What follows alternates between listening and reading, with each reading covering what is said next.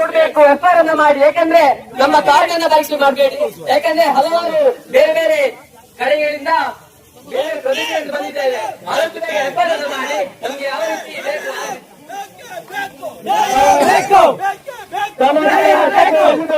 ಠಾಣಾ ಅಧಿಕಾರಿ ಅಶೋಕ್ ಅವರೊಂಚೂರು ಮಾತಾಡಬೇಕು. ತಾವು ಎಲ್ಲಿದ್ದೀರಿ? ಬನ್ನಿ.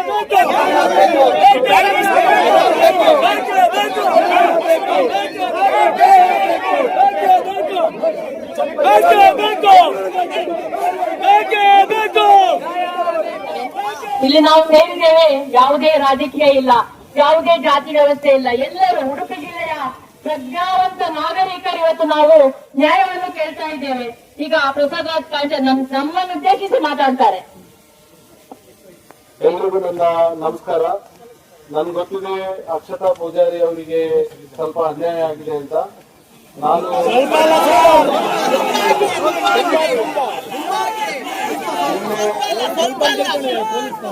ನಿನ್ನೆ ನಾನು ದೊಡ್ಡ ಅನ್ಯಾಯ ಆಗಿದೆ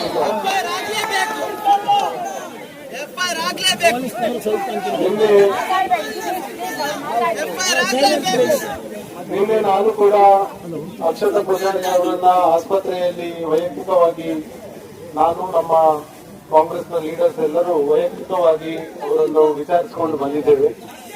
ಅದರ ನಂತರ ನಾನು ಅಲ್ಲಿ ಡಿಸ್ಟ್ರಿಕ್ಟ್ ಸರ್ಜನ್ ಆದ ನಂತರ ಡಾಕ್ಟರ್ ಅಶೋಕ್ ಇವರ ಜೊತೆ ಕೂಡ ಅವರದ್ದು ವಿಚಾರ ಬಗ್ಗೆ ಅಡ್ಮಿಷನ್ ಬಗ್ಗೆ ಎಲ್ಲ ತಿಳ್ಕೊಂಡಿದ್ದೇನೆ. ಡಾಕ್ಟರ್ ಅಶೋಕ್ನವರು ಕೂಡ ನನಗೆ ಹೇಳಿದ್ದಾರೆ ಅವರಿಗೆ ನಿಜವಾಗಿಯೂ ಸ್ವಲ್ಪ ದೇಹಕ್ಕೆ ಪೆಟ್ಟಾಗಿದೆ ಅಂತ. ನಾನು ಇಲ್ಲಿ ಪೊಲೀಸ್ ವರಿಷ್ಠಾಧಿಕಾರಿ ಜೊತೆ ನಾನು ಒಂದು ವಿನಂತಿ ಮಾಡ್ಕೊಳ್ತಿದ್ದೇವೆ. ನೋಡಿ, ನಾವು ಯಾವುದಲ್ಲೇ ಕೆಲಸ ಮಾಡುವಾಗ ಒಂದು ಪಾರದರ್ಶಕ ರೀತಿಯಲ್ಲಿ ಕೆಲಸ ಮಾಡಬೇಕಾಗ್ತದೆ. ನೀವು ಪೊಲೀಸ್ ಅಧಿಕಾರಿಯಾಗಿ ಒಂದು ಪೊಲೀಸ್ ಅಧಿಕಾರಿಯಾಗಿ ಜನರಿಗೆ ನೀವು ಅಧಿಕಾರ ಏನಾದ್ರು ಆಗಿದ್ದು ಸರಿ ಆಗ್ಲಿಲ್ಲ ಅಂತ ಹೇಳಿ ತಮಗೆ ಅನಿಸಿದ್ರೆ ಈವನ್ ಸ್ಟೇಟ್ ಅಲ್ಲಿ ಕೂಡ ಅದನ್ನ ನೀವು ಕ್ವಶನ್ ಮಾಡಬಹುದು. ಇದನ್ನ ಯಾಕೆ ಹೇಳ್ತಾ ಇದೀನಿ ಅಂತಂದ್ರೆ ಸಿಸ್ಟಮ್ ಈಸ್ ಎಕ್ಸಿಸ್ಟಿಂಗ್ ದೇರ್. ನೀವು ಬಂದು ಡೈರೆಕ್ಟ್ ಆಗಿ ಒಬ್ಬ ಪೊಲೀಸರ ಮೇಲೆ ಕಂಪ್ಲೇಂಟ್ ತಗೊಳ್ಳಿ ಅಂತ ಹೇಳ್ತಿದಾರಲ್ಲ, ಇದು ಸಿಸ್ಟಮ್ ಅಲ್ಲ. ಯಾಕಂದ್ರೆ ಪೊಲೀಸರ ಮೇಲೆ ಕಂಪ್ಲೇಂಟ್ ಕೊಡೋದು ಸ್ಟಾರ್ಟ್ ಮಾಡಿದ್ರೆ ಪೊಲೀಸರು ಹೇಗೆ ವರ್ಕ್ ಮಾಡ್ಬೇಕು? ನಾನು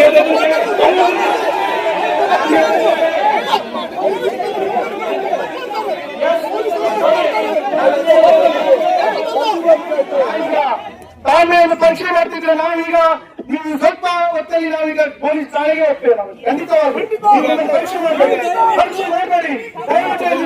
ದಯವಿಟ್ಟು ನಿಮ್ಮ ಪೊಲೀಸ್ ವರಿಷ್ಠಾಧಿಕಾರಿ ಕರೆಸಿ ನೀವು ಅವತ್ತು ಡಿಸ್ಕಸ್ ಮಾಡೋದು ಬೇಡ. ಅವ್ರಿಗೆ ಬರಲಿ, ನಾವು ಅವರಿಗೆ ಪ್ರಶ್ನೆ ಮಾಡ್ತೇವೆ.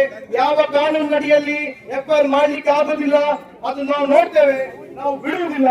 ನೀವು ಯಾಕೆ ಎಫ್ಐಆರ್ ಮಾಡ್ಲಿಕ್ಕೆ ಏನ್ ತಂದ್ರೆ ನಿಮ್ಮ ಅಧಿಕಾರಿಗಳನ್ನು ಸಿಬ್ಬಂದಿಗಳನ್ನು ರಕ್ಷಣೆ ಮಾಡ್ಲಿಕ್ಕ? ಇದು ಮೇಲಧಿಕಾರಿಯಾದ ನೀವು ಸಿಬ್ಬಂದಿಗಳ ತಪ್ಪನ್ನು ರಕ್ಷಣೆ ಮಾಡ್ಲಿಕ್ಕ? ಅಕ್ರಮವಾಗಿ ಮನೆಗೆ ಹೋಗಿ ಯಾವುದೇ ಒಂದು ಆದೇಶ ಕೂಡ ನಿಮ್ಮಿಂದ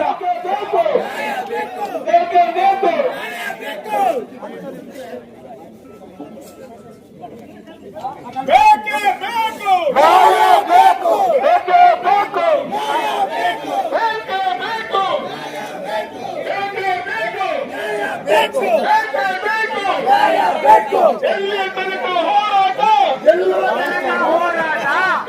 ತನಕ ಹೋರಾಟ, ಎಲ್ಲಿಯ ತನಕ ಹೋರಾಟ, ಹಾಕಲೇಬೇಕು, ಹಾಕಲೇಬೇಕು, ಆಗಲೇಬೇಕು, ಆಗಲೇಬೇಕು, ಆಗಲೇಬೇಕು, ಆಗಲೇಬೇಕು. ಇಲ್ಲೇ ಬಂದು ಏನಾದ್ರು ಇಲ್ಲಿ ಏನು ಕಾಂಪ್ರಮೈಸ್ ಇಲ್ಲ.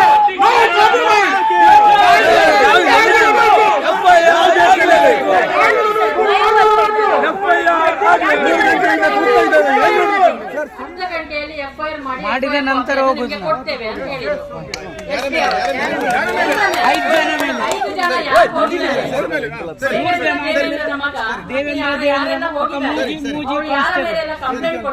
ಮೂರು ಕಾನ್ಸ್ಟೇಬಲ್ 5 ಜನ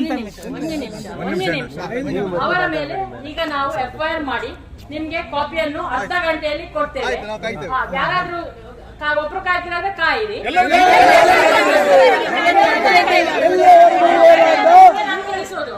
ಎಲ್ರು ಕೂತ್ಕೊಳ್ತಿರಾದ್ರೆ ಎಲ್ರು ಇಲ್ಲೇ ಕೂತ್ಕೊಳ್ಳಿ.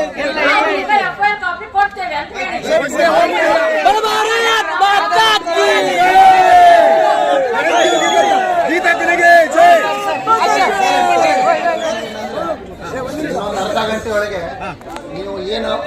ಫಿರ್ಯಾದಿ ನೀಡಿದ್ದೀರಿ ಅದರ ಪ್ರಕಾರ ಪ್ರಕರಣ ದಾಖಲಿಸಿಕೊಂಡು ನಿಮಗೆ FIR ಕಾಪಿಯನ್ನು ಕೊಡ್ತೇವೆ. ಅಲ್ಲಿ ತನಕ ನೀವೆಲ್ಲ ಶಾಂತಿ ರೀತಿ ನೀವೇನು ಫಿರ್ಯಾದಿ ನಮೂದಿಸಿದ್ದೀರಿ ಅದರ ಪ್ರಕಾರ ಇಬ್ಬರು ವ್ಯಕ್ತಿ ದೇವೇಂದ್ರ ಮತ್ತು ಅವನ ಮಗ ಮತ್ತು ಇಬ್ಬರು ವಾರಂಟ್ ಜಾರಿಗೆ ಹೋದ ವಾರಂಟ್ ಜಾರಿಗೆ ಹೋದ 3 ಜನ ಇದರಲ್ಲಿ ಏನಿದೆ ಅದರ ಪ್ರಕಾರ ನಾವು ಟೋಟಲ್ 5 ಜನ. ನೀವು ಅಲ್ಲಿ ತನಕ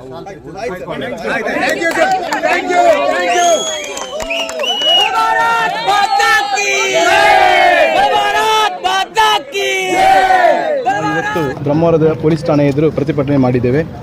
ನಾವು ಮಧ್ಯಾಹ್ನ 3 ಗಂಟೆಯಿಂದ ಈವರೆಗೂ ಕೂಡ ನಾವು ಪ್ರತಿಭಟನೆ ಮಾಡಿ ಭಾಳಷ್ಟು ನಮ್ಮಲ್ಲಿ ಬಂದಂಥ ಎಲ್ಲ ಸಂಘ ಸಂಸ್ಥೆಗಳಿರ್ಬೋದು, ಇವತ್ತು ಜಾತಿ ಪಕ್ಷ ಭೇದ ಎಲ್ಲ ಮರೆತು ಎಲ್ಲರೂ ಕೂಡ ಇವತ್ತು ಬಂದಿದ್ದಾರೆ. ಯಾಕಂತ ಹೇಳಿದರೆ ಒಂದು ಹೆಣ್ಣು ಮಗಳಿಗೆ ಒಂದು ಅನ್ಯಾಯ ಆಗಿದೆ, ಅವಳಿಗೆ ಒಂದು ನ್ಯಾಯ ಸಿಗಬೇಕು ಎನ್ನುವ ನಿಟ್ಟಿನಲ್ಲಿ ಇವತ್ತು ಜಿಲ್ಲೆಯ ಎಲ್ಲ ಕಡೆಯ ಸಂಘ ಸಂಸ್ಥೆಯವರು ಬಂದು ಹೋರಾಟವನ್ನು ಮಾಡಿದಂಥದ್ದು.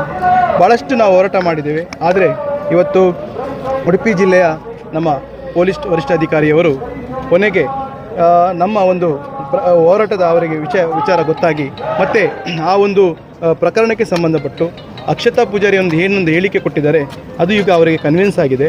ಆ ನಂತರ ಅಕ್ಷತಾ ಪೂಜಾರಿ ಅವರು ಆಸ್ಪತ್ರೆಯಲ್ಲಿ ಏನು ಹೇಳಿಕೆ ಕೊಟ್ಟಿದ್ದಾರೆ ಅದರ ಪ್ರಕಾರ ಆ ಘಟನೆ ದಿವಸ ಯಾರು 5 ಮಂದಿ ಹೋಗಿದ್ದಾರೆ ಅವರ ಮೇಲೆ ಈಗಾಗಲೇ ಪ್ರಥಮ ವರ್ತಮಾನ ವರದಿ ದಾಖಲಾಗಿದೆ. ಈಗಾಗಲೇ ಮಾನ್ಯ ಪೊಲೀಸ್ ವರಿಷ್ಠಾಧಿಕಾರಿಯವರು ನಮಗೆ ಹೇಳಿದರು. ಹಾಗೆ ಈಗ ಕೂಡ FIR ಕಾಪಿಯನ್ನು ಕೂಡ ಕೊಡ್ತೇನೆ ಅಂತ ಹೇಳಿದ್ದಾರೆ. ಯಾಕಂತ ಹೇಳಿದರೆ ನಾವು ಇವತ್ತು ಒಂದು ಪೊಲೀಸ್ ವಿರುದ್ಧ ಹೋರಾಟ ಮಾಡಿರ್ಬೋದು, ಆದರೆ ಎಲ್ಲ ಪೊಲೀಸರು ಕೂಡ ಒಳ್ಳೆಯದಿಲ್ಲ ಅಂತ ಹೇಳಿ ಅಲ್ಲ, ಕೆಲವರು ಒಳ್ಳೆಯ ನಿಷ್ಠಾವಂತ ಅಧಿಕಾರಿಗಳು ಇದ್ದಾರೆ. ಆದರೆ ಯಾರೋ ಒಂದು ತಪ್ಪು ಮಾಡಿದ ಇದಕ್ಕಾಗಿ ಯಾರೋ ಒಂದು ಮೇಲಧಿಕಾರಿಯನ್ನು ಬಲಿಪಶು ಮಾಡಲಿಕ್ಕೆ ಆಗೋದಿಲ್ಲ. ಆದರೆ ಇವತ್ತು ಅಲ್ಲಿ ಹೋದಂಥದ್ದು ಏನಿದೆ ಕೂಡ ಅದು ಅಕ್ರಮ, ಅದು ಖಂಡಿತವಾಗಲೂ ನಾವು ಹೇಳ್ತೇವೆ. ಆದ್ದರಿಂದ ಯಾವುದೇ ಮುಂದಿನ ದಿವಸದಲ್ಲಿ ಪೊಲೀಸರು ಕೂಡ ಯಾವುದೇ ಒಂದು ಕರ್ತವ್ಯವನ್ನು ನಿರ್ವಹಿಸುವಾಗ ಕಾನೂನು ರೀತಿಯಲ್ಲಿ ನಿರ್ವಹಿಸಬೇಕು. ಯಾಕಂತ ಹೇಳಿದರೆ ಒಂದೊಂದು ಸುಳ್ಳು ಕೇಸು ಎಲ್ಲ ಮಾಡುವಂಥದ್ದು ಮಾಡಬಾರ್ದು. ಇವತ್ತು ಜಿಲ್ಲೆಯಲ್ಲಿ ಭಾಳಷ್ಟು ಇಂಥ ಕೇಸುಗಳು ಆಗಿದೆ. ಇವತ್ತು ಅವರೊಂದು FIR ಮಾಡಿದಂಥ ಒಂದು ಕರ್ತವ್ಯಕ್ಕೆ ಅಡ್ಡಿಪಡಿಸಿದ್ದು ಅದು ಕೂಡ ಒಂದು ಸುಳ್ಳು FIR ಅಂತ ಹೇಳಿ ಈಗಾಗಲೇ ಗೊತ್ತಾಗಿದೆ. ಇಂಥದ್ದೆಲ್ಲ ಮಾಡಿಕೊಂಡು ಒಬ್ಬರಿಗೆ ನ್ಯಾಯ ಕೊಡಬೇಕು. ಅದು ನ್ಯಾಯ ಕೇಳಿ ಬಂದವರಿಗೆ ಮುಂದಿನ ದಿವಸ ಅವರದ್ದು ನ್ಯಾಯ ಕೇಳಿದ ಹಾಗೆ ಮಾಡುವಂಥ ರೀತಿ ಆಗಬಾರ್ದು. ಹಾಗೆ ನಮಗೆ ಇವತ್ತು ಈಗ ಏನಂತ ಹೇಳಿದರೆ ಈಗ ನಮಗೆ ಒಂದು ಜಯ ಸಿಕ್ಕಿದೆ. ಈಗಾಗಲೇ ಅಲ್ಲಿ ಬಂದಂಥ 5 ಮಂದಿಗಳ ವಿರುದ್ಧ FIR ಆಗಿದೆ. ಮುಂದೆ ನಾವು ಏನಂತ ಹೇಳಿದರೆ ಏನೊಂದು ಅವಳ ಮೇಲೆ ಒಂದು FIR ಆಗಿದೆ ಅದು ತನಿಖೆ ಆಗಲಿ, ನಮಗೇನು ಬೇಜಾರಿಲ್ಲ. ಯಾಕಂತ ಹೇಳಿದರೆ ಅದು ಸುಳ್ಳು FIR, ಅದರಲ್ಲಿ ನಾವು ಏನೂ ಕೇಳಲಿಕ್ಕೆ ಹೋಗೋದಿಲ್ಲ. ಪೊಲೀಸರು ಅದನ್ನು ಯಾವ ರೀತಿಯಲ್ಲಿ ತನಿಖೆ ಬೇಕಾದರೆ ಮಾಡಲಿ, ನಮಗೇನು ಹೆದರಿಕೆ ಇಲ್ಲ. ಯಾಕಂತ ಹೇಳಿದರೆ ಅದು ನಮಗೆ ವಿಶ್ವಾಸ ಇದೆ, ಅದರಲ್ಲಿ ಯಾವುದೇ ತಪ್ಪು ಅಕ್ಷತಾ ಪೂಜಾರಿ ಅವರ ಮನೆಯಿಂದ ಆಗಲಿಲ್ಲ.